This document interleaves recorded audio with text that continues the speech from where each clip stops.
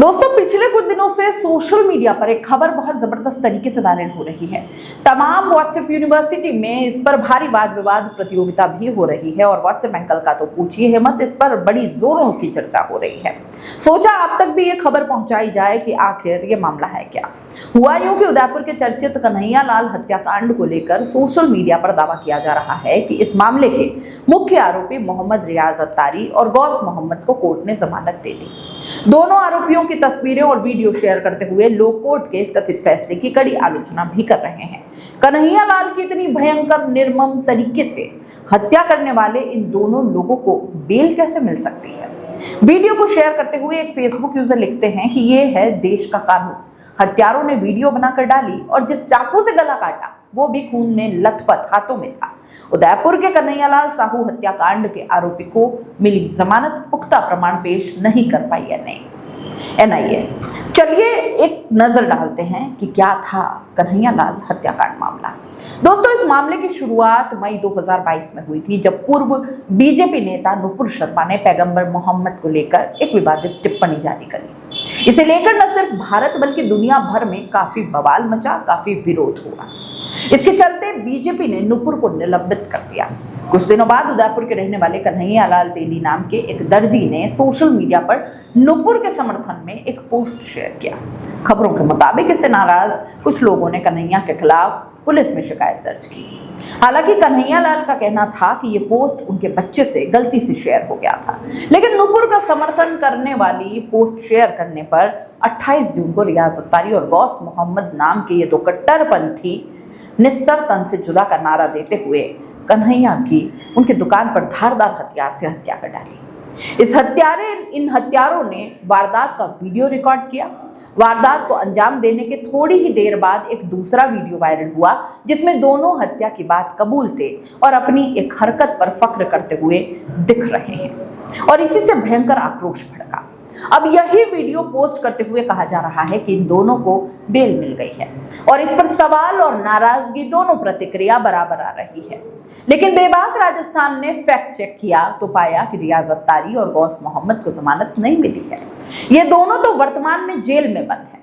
अब सवाल ये कि हमने कैसे सच्चाई पता की। तो दोस्तों, कीवर्ड्स की मदद से हमने सर्च किया पर हमें ऐसी कोई खबर नहीं मिली जिसमें यह बताया गया हो कि इन दोनों को जमानत मिल गई है। अगर ऐसा वाकई हुआ होता तो ये कोई छोटा मोटा मामला तो था नहीं, तो इस बारे में मीडिया में खूब चर्चा हो रही होती और जनता का आक्रोश और विरोध भी काफी झेला जा रहा होता। लेकिन हाँ, हमें ऐसी खबरें जरूर मिली जिनमें इस मामले के दो अन्य आरोपियों को जमानत मिलने के बारे में बताया गया है। दरअसल मामले में आतंकी कनेक्शन सामने आने के बाद इसे एनआईए को सौंप दिया गया था। जांच एजेंसी ने इस मामले में 11 लोगों को आरोपी बनाया और इसमें मोहम्मद जावेद और फरहाद मोहम्मद और बबला नाम के दो शख्स थे। बबला को एनआईए कोर्ट ने 1 सितंबर 2023 को जमानत दे दी थी। उस पर एनआईए ने आर्म्स एक्ट का मामला दर्ज किया। वहीं जावेद को राजस्थान हाई कोर्ट ने सितंबर 2024 में जमानत दी थी और जावेद पर हत्या की योजना बनाने का आरोप था। एनआईए का कहना था कि जावेद ने कन्हैयालाल की रैकी करके रियाज को बताया था। वायरल दावे के बारे में कुछ मीडिया चैनल्स से कन्हैया के बेटे यश ने भी बात की।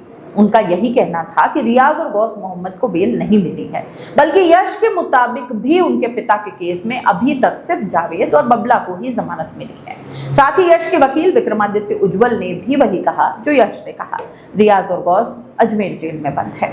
जावेद को मिली जमानत के खिलाफ सुप्रीम कोर्ट में याचिका दायर की है। कुल मिलाकर यहाँ ये स्पष्ट हो जाता है कि वायरल पोस्ट में जैसा बताया जा रहा है वैसा कुछ भी सामने नहीं आया, तो हम इसे भ्रामक करार दे सकते हैं। लेकिन इस पूरे मामले पर कांग्रेस की सुप्रिया श्रीनेत ने भाजपा सरकार पर सवाल उठाए हैं।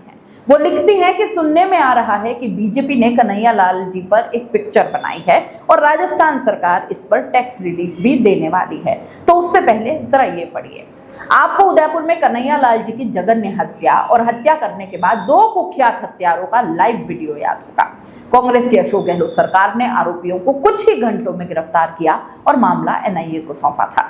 बीजेपी की डबल इंजन सरकार में उन दो दरिंदों को जमानत मिल गई क्योंकि केंद्रीय जांच एजेंसी एनआईए लोकेशन साबित नहीं कर पाई। नरेंद्र मोदी और उनकी शासित राज्य सरकारों का डबल इंजन अपराधियों के लिए काम करता है। राजस्थान की कांग्रेस सरकार ने कन्हैया लाल जी के दोनों बेटों को सरकारी नौकरी दी थी। परिवार को 50 लाख रुपए की राशि देकर मदद भी की थी। यही नहीं, इन आतंकवादियों को पकड़ने वाले 2 और युवकों को भी सरकारी नौकरी दी। बीजेपी सरकार ने परिवार की न्याय की उम्मीदों पर पानी फेर दिया। आपको यह भी याद होगा कि इन हत्यारों के साथ राजस्थान बीजेपी नेताओं के संबंध थे और अब पंजाब में गवर्नर बन चुके गुलाब सिंह कटारिया के साथ भी तस्वीरें थी। क्या इसीलिए वो जमानत पर रिहा हो गए? क्या इन हत्यारों को बचाया जा रहा है? ये सवाल है सुप्रिया श्रीनेत के। दोस्तों, हमने भी अपनी खबरों के माध्यम से आपको कई बार ये समझाने की कोशिश की थी, जब भी चुनावों में, विधानसभा चुनावों के दौरान या जो भी, हर चुनाव के दौरान इस मुद्दे का इस्तेमाल वोट बटोरने के लिए जी भर कर किया गया, बार बार किया जा रहा था। जो नेता जो भी यहाँ पर आता रैली करने, सभा को संबोधित करने, वो इस मुद्दे पर बोलकर लोगों को उकसाने की कोशिश जरूर करता। हमने बताया था कि राज्य सरकार के हाथ में कुछ होता ही नहीं है, फिर वो चाहे भजनलाल सरकार हो, फिर चाहे वो अशोक गहलोत की सरकार हो, क्योंकि केस कुछ ही समय बाद एनआईए को सौंप दिया गया था और एनआईए केंद्र के अधीन है। बहुत लोगों को ये पता ही नहीं होता और सरकार कभी इस गफलत से लोगों को निकालना ही नहीं चाहती और बार बार वोट बटोरने के लिए इस मुद्दे का इस्तेमाल करती है, जबकि कन्हैया लाल के खुद बेटे तक इस चीज से मना कर चुके हैं कि इसे राजनीतिक मुद्दा ना बनाए। उन्हें सिर्फ और सिर्फ न्याय चाहिए, क्योंकि आज भी कन्हैया लाल के बेटे पांवों में जूते नहीं पहनते और अपने बाल नहीं कटवाते, सिर्फ और सिर्फ न्याय के इंतजार में। आप इस पूरे मुद्दे पर क्या सोचते हैं? अपनी राय कमेंट बॉक्स में लिख दीजिएगा। जाते जाते चैनल को लाइक, शेयर और सब्सक्राइब जरूर कर दीजिएगा। नमस्कार।